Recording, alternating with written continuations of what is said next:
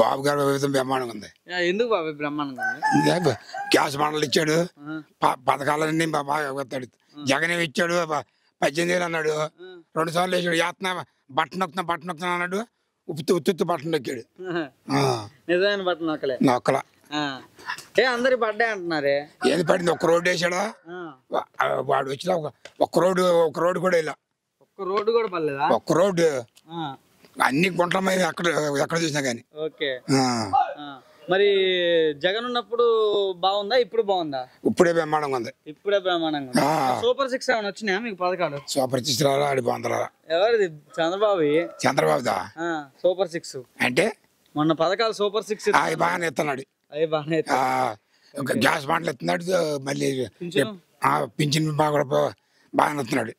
అన్నీ బాగా free bus ఇస్తున్నాడు. పండక్కని ఇచ్చిండ్రా. పండక్క.